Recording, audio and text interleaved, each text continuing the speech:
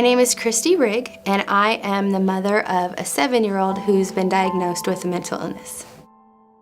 When my daughter was 3, I first noticed signs that it might be mental illness. I could not find anyone who would take me seriously. I had a hard time going to doctors and asking for help because I was told it was a parenting issue. I went to parenting classes and I got a certificate that said that I passed all my parenting classes, and it couldn't be that. I finally just put my foot down and said, I know what it is. This is the doctor I need to see. Please get her tested.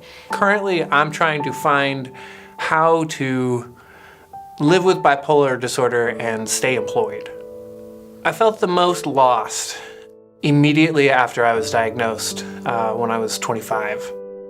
Felt like my life was over. It felt like medications didn't work, and I really didn't know what I was gonna do. I thought I was gonna wind up divorced and homeless. I am the loved one of a son who has had mental illness since, I think, day one. We thought he was a problem child, not a troubled child. And she asked us, she goes, it sounds like what you need is a support group. And my husband and I are looking at each other. Yeah, we don't need a support group. We need help. Mike was 9 years old when we had to make the decision to have him hospitalized under the advice of his psychiatrist for his, at that time, undiagnosed condition. It puts you at a disconnect from the rest of society in general. Other parents just don't get it. Mental illness is a very isolating illness. In the darkest times, when we were having the hardest times with her, it was hard to go out in public, it was hard to be social, it was hard to be around friends that didn't understand, and it's very isolating. We felt very lost during that time. The family literally has turned their back on us. We're the only one that supports Jeff. It was really nice to have a group of people sitting around in a circle, and it was wonderful. It was the nicest thing. I don't think we have missed any support group meetings. I feel that's my family. I cannot wait to see them because I know that if nobody else in this world understands, they do. I look across the table and I can see it in their faces. NAMI found me. NAMI found my family.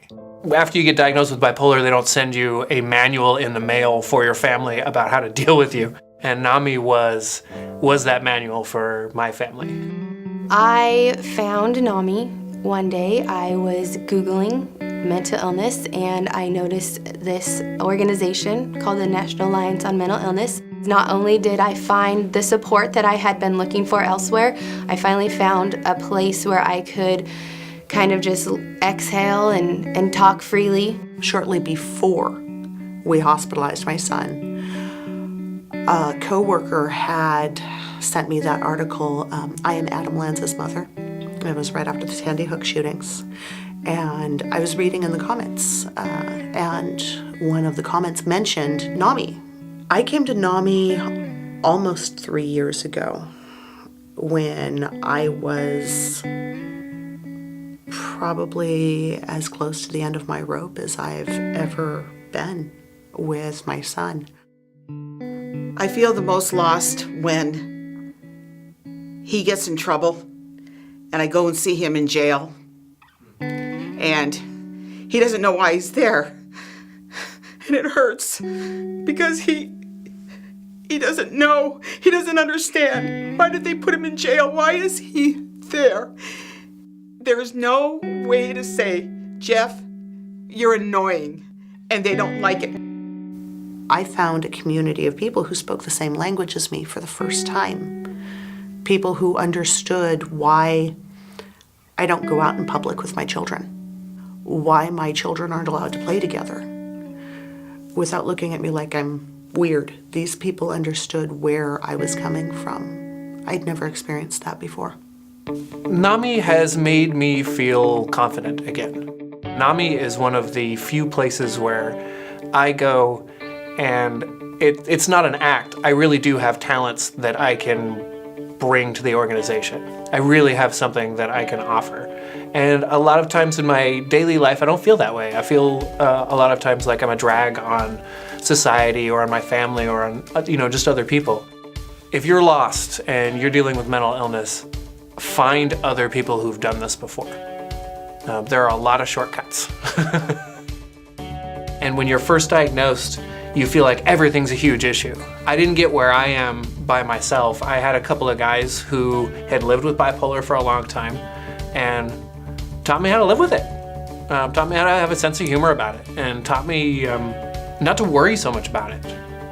That it's a thing of itself and you have to let it be.